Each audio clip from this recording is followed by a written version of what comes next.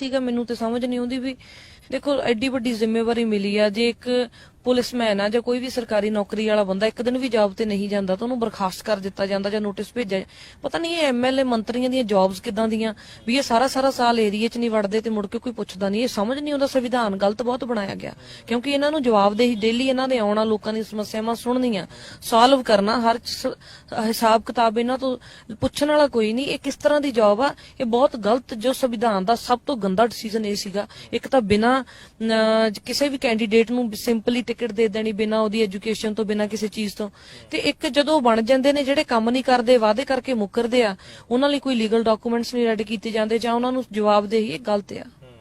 ਮੈਂ ਇੱਕ ਬੇਨਤੀ ਕਰਨੀ ਚਾਹੁੰਦਾ, ਵੈਸੇ ਤਾਂ ਜਿਹੜਾ ਸਿੱਖ ਆ ਔਰਤ ਦਾ ਸਤਿਕਾਰ ਕਰਦਾ, ਪਰ ਕਈ ਔਰਤਾਂ ਨੂੰ ਨਾ ਪੂਛ ਜ਼ਿਆਦਾ ਹੀ ਲੰਬੀ ਹੋ ਜਾਂਦੀ ਆ ਇੱਕ ਬੀਬੀ ਆ ਜਿਹੜੀ ਨਵੇਂ ਹੁਣੇ ਨਚਾਰ ਤੋਂ ਬਣੀ ਆ, ਸਿਆਸਤ ਦੇ ਵਿੱਚ ਆਈ ਬੀਬੀ ਅਨਮੋਲ ਕੌਰ ਗਗਨ, ਮੈਨੂੰ ਤਾਂ ਨਾਮ ਵੀ ਨਹੀਂ ਪੂਰਾ ਆਉਂਦਾ ਉਹਦਾ, ਤੇ ਉਹਨੇ ਸਾਡੇ ਜਿਹੜੇ ਭੀਮ ਰਾਓ ਸਾਹਿਬ ਅੰਬੇਦਕਰ ਆ, ਜਿਨ੍ਹਾਂ ਨੇ ਸੰਵਿਧਾਨ ਲਿਖਿਆ ਆ, ਜਿਨ੍ਹਾਂ ਦੀ ਬਦੌਲਤ ਅੱਜ ਅਸੀਂ ਆਜ਼ਾਦੀ ਦਾ ਨਿੱਘ ਮਾਣ ਰਹੇ ਆ, ਠੀਕ ਹੈ ਨਾ ਜੀ। ਉਹਨਾਂ ਨੂੰ ਕਿੰਨੀਆਂ ਭਾਸ਼ਾਵਾਂ ਦਾ ਗਿਆਨ ਸੀ, ਠੀਕ ਹੈ ਨਾ। ਇਹਨੂੰ ਕੀ ਪਤਾ, ਇਹ ਉਹਨਾਂ ਦੇ ਲਿਖੇ ਹੋਏ ਸੰਵਿਧਾਨ ਦੇ ਉੱਤੇ ਅਪਸ਼ਬਦ ਬੋਲਦੀ ਆ ਬੀਬੀ। ਉਹਨਾਂ ਦੇ ਸੰਵਿਧਾਨ ਦੇ ਬਦੌਲਤ ਹੀ ਅੱਜ ਤੂੰ ਤੁਰੀ ਫਿਰਦੀ ਆ, ਨਹੀਂ ਤਾਂ ਤੂੰ ਕਿਤੇ ਨਾ ਕਿਤੇ, ਹੁਣ ਚਲੋ ਮੈਨੂੰ ਤੇਰੇ ਲਈ ਸ਼ਬਦ ਨਹੀਂ ਵਰਤਣੇ ਚਾਹੀਦੇ, ਨਚਾਰ ਤਾਂ ਤੂੰ ਸੀਗੀ, ਨਹੀਂ ਤਾਂ ਤੂੰ ਕਿਸੇ ਦੇ ਭਾਂਡੇ ਮਾਂਜਦੀ ਹੋਣਾ ਸੀ, ਗੁਲਾਮ ਹੋਣਾ ਸੀ ਤੂੰ। ਜਿੰਨਾ ਉਹਨਾਂ ਦਾ ਯੋਗਦਾਨ ਹੈ ਭਾਰਤ ਨੂੰ, ਦੇਸ਼ ਨੂੰ ਆਜ਼ਾਦ ਕਰਾਉਣ ਲਈ, ਕਿਸੇ ਦਾ ਹੈ ਨਹੀਂਗਾ। ਸੋ ਮੈਂ ਸਾਰਿਆਂ ਵੀਰਾਂ ਨੂੰ ਬੇਨਤੀ ਕਰਨੀ ਚਾਹੁੰਦਾ ਕਿ ਆਪਣੀ ਰਵਾਇਤੀ ਪਾਰਟੀ ਜਿਹੜੀ ਆਪਣੀ ਹੁੰਦੀ ਆ, ਜਿਹੜੇ ਇਹ ਭਈਏ ਆ, ਇਹਨਾਂ ਨੂੰ ਕੀ ਪਤਾ, ਉਹ ਕੇਜਰੀਵਾਲ ਤਾਂ ਆਪ ਭਈਆ, ਠੀਕ ਹੈ ਨਾ ਜੀ। ਤੁਸੀਂ ਇਹਨਾਂ ਨੂੰ ਕਿਤੇ ਵੋਟਾਂ ਪਾ ਕੇ ਗਲਤੀ ਨਾ ਕਰ ਲਿਓ, ਜਾਂ ਤੁਸੀਂ ਜਾ ਕੇ ਜਿੱਦਾਂ ਉਹ ਕੈਪਟਨ ਹੋਣੀ ਭੱਜੇ ਫਿਰਦੇ ਨਾ ਦਿੱਲੀ, ਤੇ ਇਦਾਂ ਤੁਸੀਂ ਦਿੱਲੀੋਂ ਜਾ ਕੇ ਇਹਨਾਂ ਨੂੰ ਲੱਭਿਆ ਕਰੋਗੇ। ਆਪਣੀ ਮਾਂ ਬੋਲੀ ਪਾਰਟੀ ਦੇ ਨਾਲ ਰਲੋ, ਉਹਨਾਂ ਨੂੰ ਜਿਤਾਓ, ਤੇ ਇਦਾਂ ਦਾ ਮੂੰਹ ਭੰਨੋ ਜੋੜੇ ਕਿ ਸਾਡੇ ਸੰਵਿਧਾਨ ਨੂੰ ਗਲਤ ਕਹਿ ਰਹੇ, ਕੱਲ ਨੂੰ ਸਾਨੂੰ ਗਲਤ ਕਹਿਣਗੇ, ਹਨਾ ਜੀ।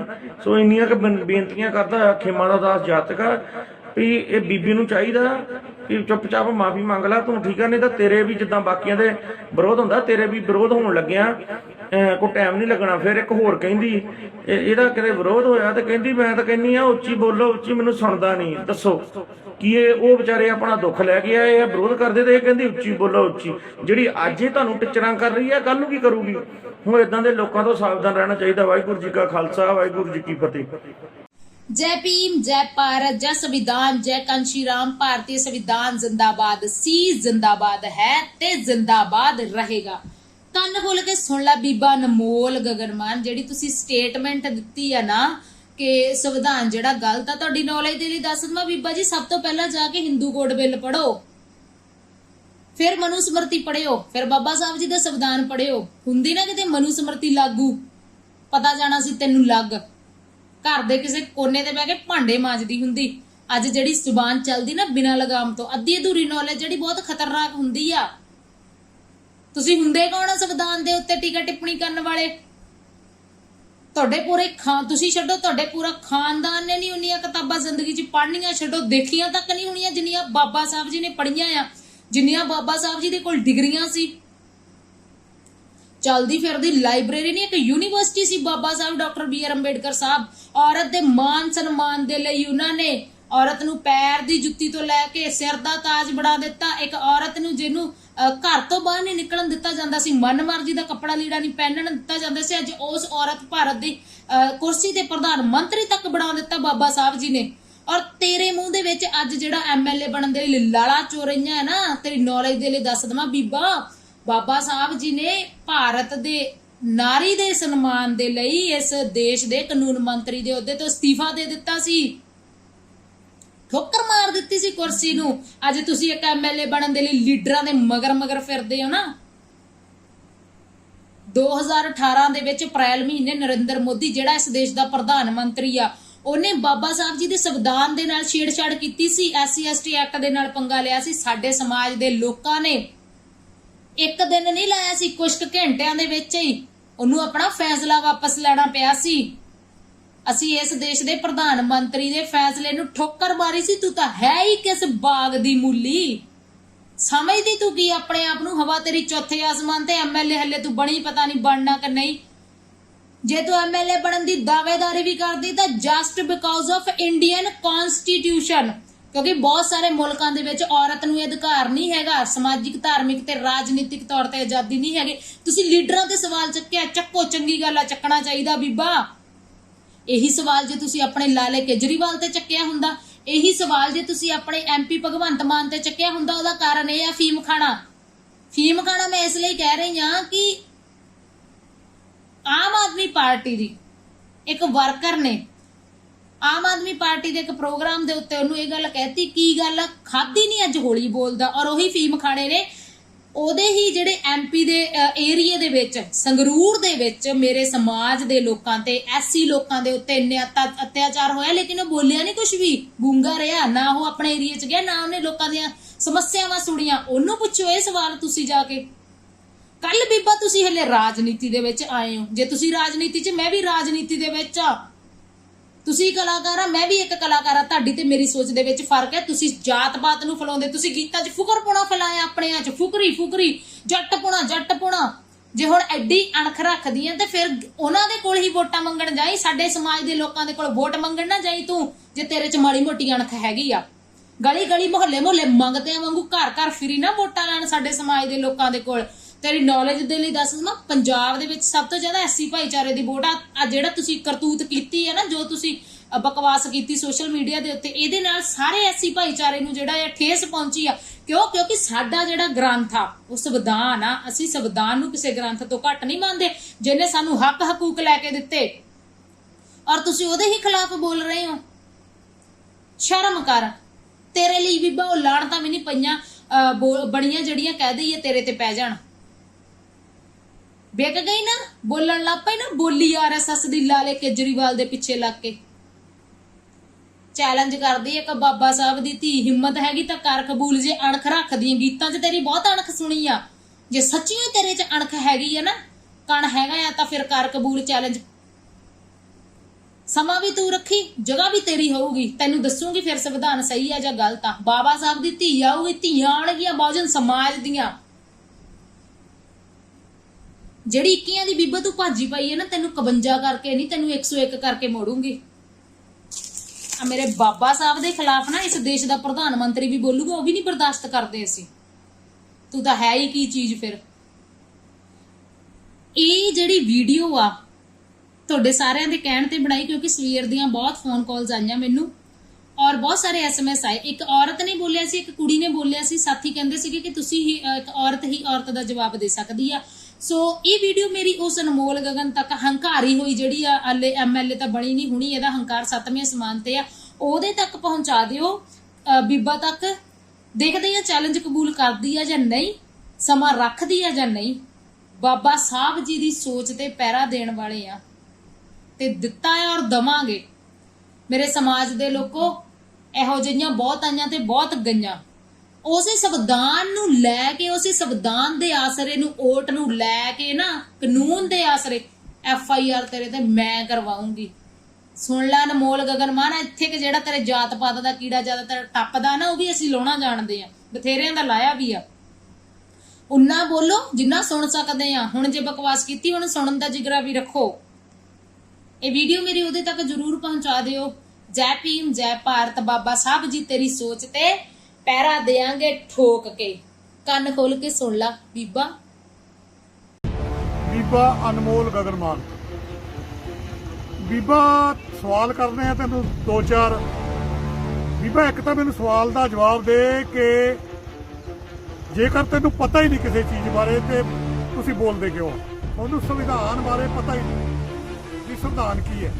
ਪੰਜਾਬ ਦੇ ਕਲਚਰ ਬਾਰੇ ਤੁਹਾਨੂੰ ਪਤਾ ਨਹੀਂ, ਪੰਜਾਬ ਦੇ ਲਿਟਰੇਚਰ ਬਾਰੇ ਤੁਹਾਨੂੰ ਪਤਾ ਨਹੀਂ, ਤੇ ਫਿਰ ਤੁਸੀਂ ਬੋਲਦੇ ਕਿਉਂ?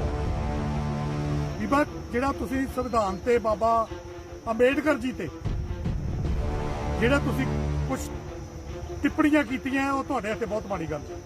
ਬੀਬਾ ਹੁਣ ਸੁਣੀ ਚੱਲਿਓ, ਡੀਜੇ ਤੋਂ ਲੈ ਕੇ ਤੇ ਹੁਣ ਤੱਕ ਦਾ ਸਫ਼ਰ ਲੋਕਾਂ ਨੂੰ ਪਤਾ ਕਿੰਨਾ ਕੁ ਵਧੀਆ ਸੀ ਤੇ ਕਿੰਨਾ ਕੁ ਮਾੜਾ ਸੀ। ਫਸਲ ਬਾਰੇ ਨਹੀਂ ਪਤਾ ਵੀ ਚੌਲ ਬਨਸਪਤੀ ਹੁੰਦੇ ਆ ਕਿ ਬਾਸਪਤੀ ਹੁੰਦੇ ਆ। ਤੁਸੀਂ ਇੱਕ ਵਾਰੀ ਕਿਹਾ ਸੀ ਬਨਸਪਤੀ ਚੌਲ ਬੀਬਾ ਕਿਹੜੇ ਹੁੰਦੇ ਆ, ਤੁਹਾਨੂੰ ਪਤਾ ਹੀ ਨਹੀਂ ਕਿਸੇ ਗੱਲ ਦਾ। ਪਾਣੀ 'ਚ ਡਾਂਗਾ ਮਾਰ ਰਹੇ ਹੋ ਤੁਸੀਂ। ਤੁਹਾਨੂੰ ਇਹ ਨਹੀਂ ਪਤਾ ਵੀ ਭਾਰਤ ਦਾ ਮੁੱਖ ਮੰਤਰੀ ਹੁੰਦਾ ਕਿ ਪ੍ਰਧਾਨ ਮੰਤਰੀ ਹੁੰਦਾ। ਤੁਹਾਨੂੰ ਇਹ ਨਹੀਂ ਪਤਾ। ਤੇ ਬੀਬਾ ਮੈਂ ਇੱਕ ਗੱਲ ਤੁਹਾਨੂੰ ਦੱਸੂਗਾ, ਜਿਹੜੀ ਸਿਆਸਤ ਹੈ ਨਾ ਬੜੀ ਔਖੀ ਕਰਨੀ। ਤੁਸੀਂ ਸਿੱਧੀ ਛਾਲ ਮਾਰ ਕੇ ਆਏ ਹੋ। ਸਿਆਸਤ ਦੇ ਬਾਰੇ ਜੇਕਰ ਤੁਸੀਂ ਪੁੱਛਣਾ ਹੈ ਤਾਂ ਬਲਕਾਰ ਸਿੱਧੂ ਜੀ ਤੁਹਾਡੇ ਕਲਾਕਾਰ ਤੇ ਜੱਸੀ ਜਸਰਾਜ ਜੀ ਨੂੰ ਪੁੱਛ ਲਿਓ ਵੀ ਸਿਆਸਤ ਹੈ ਕੀ ਹੈ। ਅਜੇ ਤੱਕ ਉਹ ਹੈ ਹੀ ਨਹੀਂ। ਆਪਣੇ ਆਪ ਮਾਫੀ ਮੰਗ ਲਓ। ਜੇਕਰ ਤੁਸੀਂ ਮਾਫੀ ਨਹੀਂ ਮੰਗਦੇ ਤਾਂ ਬੀਬਾ ਹੋਰ ਕੋਈ ਬੋਲੇ ਨਾ ਬੋਲੇ, ਬਲੋੜ ਦੇ ਵਿੱਚ ਕਾਲੀਆਂ ਝੰਡੀਆਂ ਦਾ ਸਵਾਗਤ ਕਰਾਉਂਗਾ। ਕਾਲੀਆਂ ਝੰਡੀਆਂ ਨਾਲ ਤੇਰਾ ਸਵਾਗਤ ਹੋਊਗਾ ਜਦੋਂ ਬਲੋੜ ਤੋਂ ਆਏਗੀ।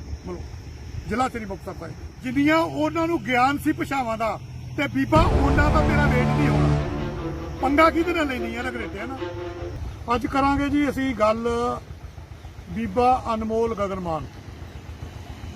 ਬੀਬਾ ਸਵਾਲ ਕਰਨੇ ਆ ਤੈਨੂੰ ਦੋ ਚਾਰ। ਬੀਬਾ ਇੱਕ ਤਾਂ ਮੈਨੂੰ ਸਵਾਲ ਦਾ ਜਵਾਬ ਦੇ ਕਿ ਜੇਕਰ ਤੈਨੂੰ ਪਤਾ ਹੀ ਨਹੀਂ ਕਿਸੇ ਚੀਜ਼ ਬਾਰੇ ਤੇ ਤੁਸੀਂ ਬੋਲਦੇ ਕਿਉਂ? ਤੁਹਾਨੂੰ ਸੰਵਿਧਾਨ ਬਾਰੇ ਪਤਾ ਹੀ ਨਹੀਂ ਵੀ ਸੰਵਿਧਾਨ ਕੀ ਹੈ। ਪੰਜਾਬ ਦੇ ਕਲਚਰ ਬਾਰੇ ਤੁਹਾਨੂੰ ਪਤਾ ਨਹੀਂ, ਪੰਜਾਬ ਦੇ ਲਿਟਰੇਚਰ ਬਾਰੇ ਤੁਹਾਨੂੰ ਪਤਾ ਨਹੀਂ, ਤੇ ਫਿਰ ਤੁਸੀਂ ਬੋਲਦੇ ਕਿਉਂ?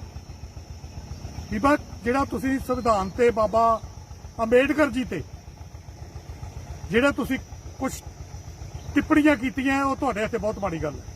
ਬੀਬਾ ਹੁਣ ਸੁਣੀ ਚੱਲਿਓ, ਮੈਂ ਤੁਹਾਨੂੰ ਇੱਕ ਰਾਏ ਦਿੰਦਾ। ਬੀਬਾ ਤੁਹਾਡਾ ਡੀਜੇ ਤੋਂ ਲੈ ਕੇ ਤੇ ਹੁਣ ਤੱਕ ਦਾ ਸਫ਼ਰ ਲੋਕਾਂ ਨੂੰ ਪਤਾ ਕਿੰਨਾ ਕੁ ਵਧੀਆ ਸੀ ਤੇ ਕਿੰਨਾ ਕੁ ਮਾੜਾ ਸੀ। ਤੇ ਹੁਣ ਤੁਸੀਂ ਸੰਵਿਧਾਨ ਨੂੰ ਤਰੋੜ ਮਰੋੜ ਰਹੇ ਹੋ।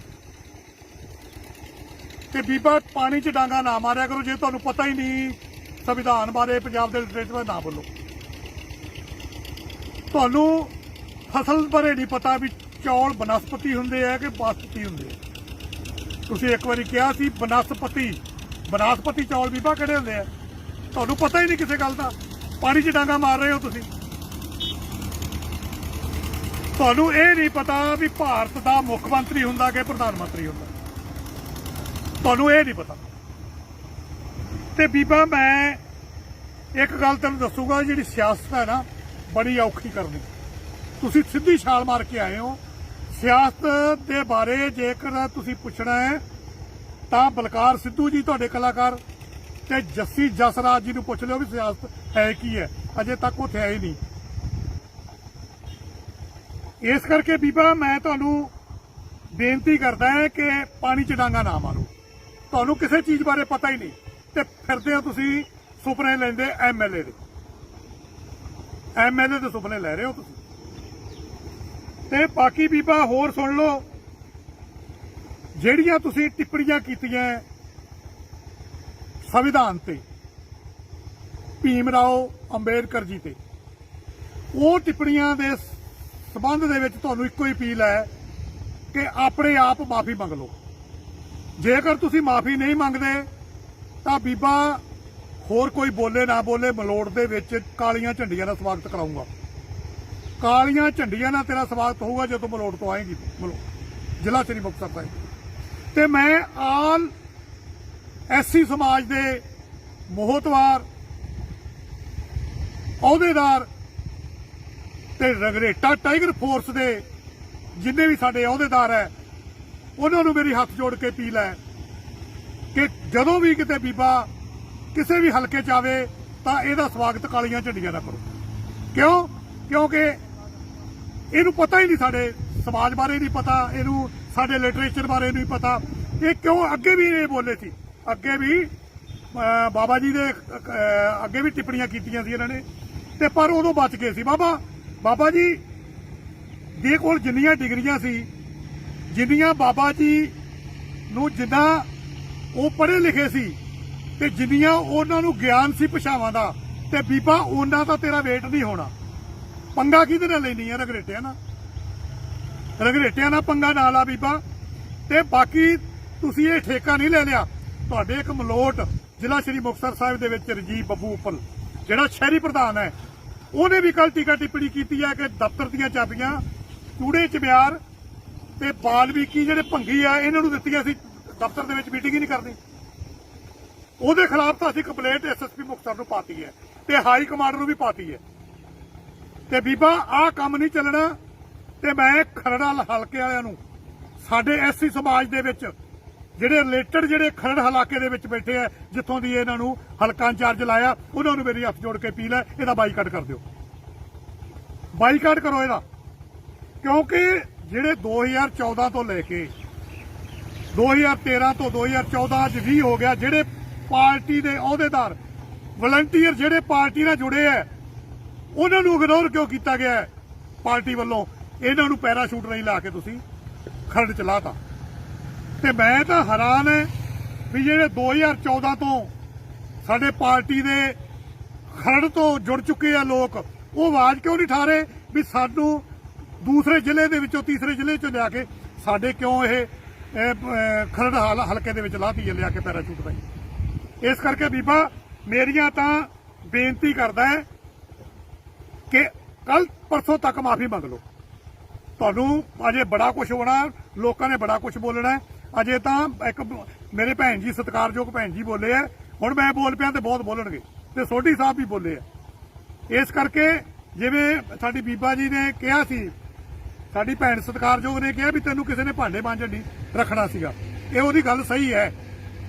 ਤੇ ਬੀਬਾ ਆਏ ਸਿਆਸਤਾਂ ਨਹੀਂ ਹੁੰਦੀਆਂ ਗੀਆਂ ਜਿਵੇਂ ਤੂੰ ਸਿਆਸਤ ਕਰਦੀ ਹੈ। ਇਸ ਕਰਕੇ ਚੁੱਪ ਕਰਕੇ ਮਾਫੀ ਮੰਗ ਲਾ, ਤੇ ਨਹੀਂ ਫਿਰ ਕਾਲੀਆਂ ਝੰਡੀਆਂ ਨਾਲ ਹਰ ਜ਼ਿਲ੍ਹੇ ਦੇ ਵਿੱਚ, ਖਰੜ 'ਚ ਤਾਂ ਹੋਣਾ ਹੀ ਹੋਣਾ, ਹਰ ਜ਼ਿਲ੍ਹੇ ਦੇ ਵਿੱਚ ਤੇਰਾ ਸਵਾਗਤ ਕਰਾਵਾਂਗੇ ਕਾਲੀਆਂ ਝੰਡੀਆਂ ਨਾਲ। ਵਾਹਿਗੁਰੂ ਜੀ ਕਾ ਖਾਲਸਾ, ਵਾਹਿਗੁਰੂ ਜੀ।